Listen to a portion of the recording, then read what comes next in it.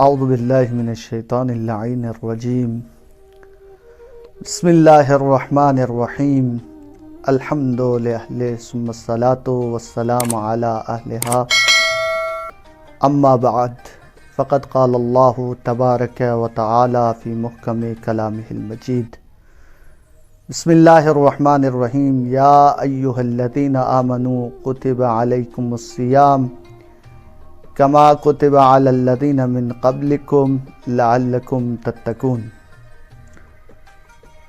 ماہ مبارک رمضان ماہ ضیافت الہی، اور یہ وہ ماہ ہے جو ماہ در حقیقت کرامت الہی کا مہینہ ہے۔ اسی لیے فلسفہ روزے کے اندر جو چیز بیان کی گئی ہے وہ یہ ہے کہ انسان صاحب کرامت قرار پائے، اس لیے پروردگار عالم نے انسان کے حوالے اس ماہ کو کیا ہے۔ اس آیہ مجیدہ میں 3 نقطوں کی طرف اشارہ کیا گیا ہے۔ پہلے یہ کہ پروردگار عالم کا خوبصورت انداز میں خطاب کرنا مومنین کے ساتھ۔ امام صادق علیہ السلام ارشاد فرماتے ہیں کہ اللہ کا یہ خطاب کرنا مومنین کے ساتھ اس جملے کے ذریعے سے کہ یا ایھا الذین آمنو، یہ اس روزے کی مشقت اور تکلیف کو ختم کر دیتا ہے۔ گویا امام یہ بتلانا چاہتے ہیں کہ اگر آپ چاہتے ہیں کہ آپ کا پیغام اثر انداز رہے تو اس کے لیے ضروری ہوتا ہے کہ آپ خوبصورت تعابیر کو استعمال کریں، اور یہ خوبصورت تعابیر کو استعمال کرنا آپ کے پیغام کو مؤثر بنا دیتا ہے۔ اسی لیے پروردگار عالم جب بھی کسی خاص مورد میں اپنے بندوں سے خطاب کرتے ہیں تو بہت ہی خوبصورت اور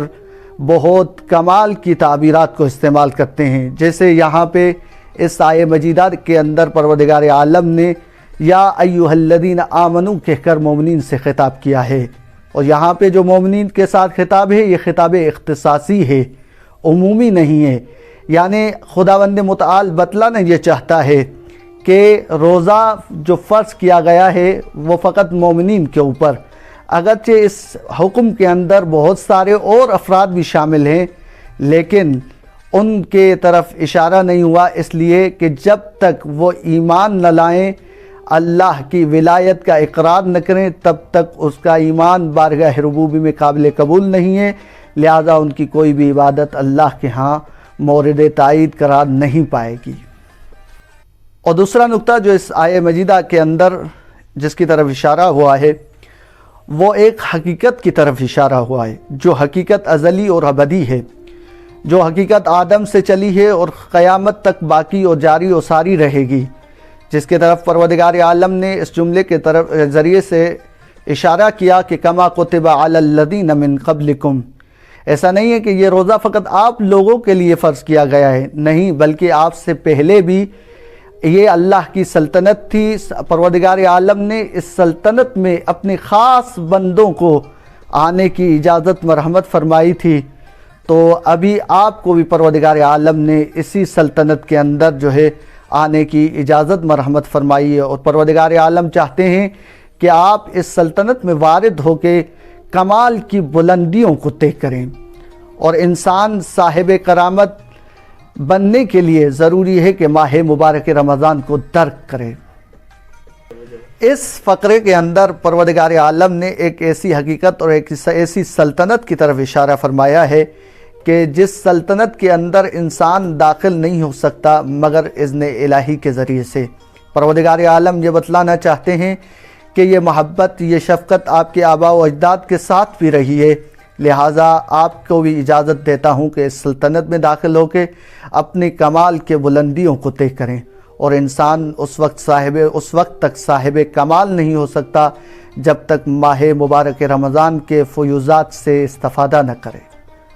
تیسرا نقطہ جو اس آیہ مجیدہ میں بیان ہوا ہے وہ لعلکم تتقون ہے۔ لعلکم تتقون کے ذریعے سے پروردگار عالم نے فلسفہ روزے کو بیان کیا ہے، اور یہاں پہ جو ترجمہ کیا جاتا ہے معمولاً کہ تاکہ آپ متقی اور پرہیزگار بن سکیں، یہ ترجمہ ناقص ہے اور درست نہیں ہے، اس لیے کہ ہمیں ایک روایت ملتی ہے جہاں پہ بیان کیا جاتا ہے کہ ماہ مبارک رمضان अस्सौमु जुन्नतुम मिनन्नार, जहन्नुम से सिपर है, जहन्नुम से ढाल है। तो अगर हम ये तर्जुमा कर रहे हैं कि आप मुत्तकी और परहेज़गार बने, तो ये तर्जुमा नाक़िस है। इसलिए बेहतर यह है कि हम तर्जुमा ये करें कि परवरदिगार आलम ने आप मोमिनीन पे रोज़ों को फ़र्ज़ किया है इसलिए ताकि रोज़ा जहन्नुम की आग से ढाल बन सके और आप जो है परवरदिगार की बारगाह में मुक़र्रब बन सकें और आप मकामे इंदल्लाही के हामिल हो सकें। लिहाजा इस आये मजीदा से नतीजा ये निकलता है कि अगर हम चाहते हैं कि बारगाह इलाही में मुक़र्रब बने और अल्लाह के करामात के हामिल बने, तो उसके लिए ज़रूरी है कि माह मुबारक रमज़ान से भरपूर तरीके से इस्तिफ़ादा करें ताकि हम ये माह मुबारक रमज़ान जो है हमारे लिए जहन्नुम की आग से सिपर करार पाए।